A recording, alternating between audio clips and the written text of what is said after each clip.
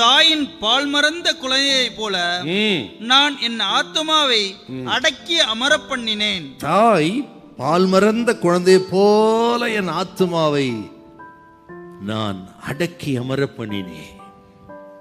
என்ன சொல்றாருன்னா, கர்த்தர் மறந்து விட்டாரோ நினைக்கும் பொழுது, கர்த்தர் தூரமா இருக்கிறாரு நினைக்கும் பொழுது, அது எதுக்கு ஒப்புமை சொல்றாரு பாருங்க. தாய் பால் மறந்த குழந்தை போல.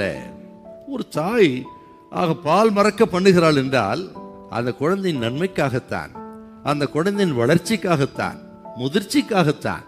ஆனால் அதை அறியாத அந்த குழந்தை நினைக்கிறது, ஐயோ தாய் என்னை மறந்து விட்டாள், தாய் எனக்கு பால் கொடுக்க மறந்து விட்டாள், என்னை போஷிக்க மறந்து விட்டாள் என்று அந்த குழந்தை நினைப்பது போல அநேக சந்தர்ப்பங்களிலே நமது நன்மைக்காகத்தான் இதெல்லாம் அனுமதிக்கிறார்கள்.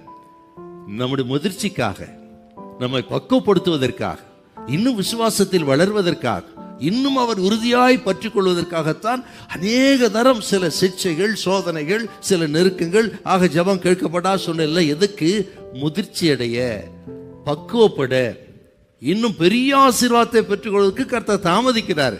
ஆனா அந்த நேரத்தில் நாம் நினைக்கிறோம், பால் மறந்த அந்த குழந்தை போல, ஐயோ தாய் என்னை கைவிட்டு விட்டாள், என்னை மறந்து விட்டால் நினைக்கிறது போல் நினைக்கிறோம்.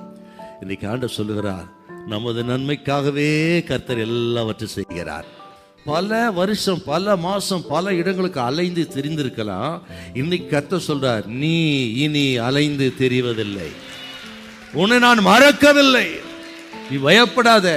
நீ கோர்ட்டு கேஸுக்கு அலைய வேண்டிய அவசியம் இல்லை, போலீஸ் ஸ்டேஷனுக்கு அலைய வேண்டிய அவசியம் இல்லை, ஆக கடன் கேட்டு அலைய வேண்டிய அவசியம் இல்லை, நடக்கவில்லை காரியம் என்று சொல்லி பல இடங்களுக்கு அலைய வேண்டிய அவசியம் இல்லை, வேலை இல்லை, அது இல்லை, இது இனி நீ அலைய வேண்டிய அவசியம் இல்லை. நான் ஒரே இடத்துல ஸ்திரமாக குடியிருக்க பண்ணுவேன், இனி நீ அலைந்து தெரிவதில்லை. உன் கண்ணீருக்கு பதில் உண்டு, உன் பெருமூச்சு சத்தத்துக்கு பதில் உண்டு. இதுவரையிலும் கர்த்தர் ஏன் கிரியை செய்யலன்னா, கர்த்தருடைய காலங்கள் வரலன்னு அர்த்தம். கர்த்தருடைய காலங்களுக்கு அவர் காத்திருக்கிறார், நாம் ஆயத்தமாயிருப்பதுக்கு அவர் காத்திருக்கிறார். அந்த டிலே தானே தவிர அவர் நம்மை மறக்கவில்லை. ஆகவே கர்த்தர் சொல்லுகிறார், அவரது காலத்தில், அதினதின் காலத்தில் நேர்த்தியாய் அவர் செய்வார். அமர்ந்துரு, பயப்படாதிருங்க, அவர் மறக்கல.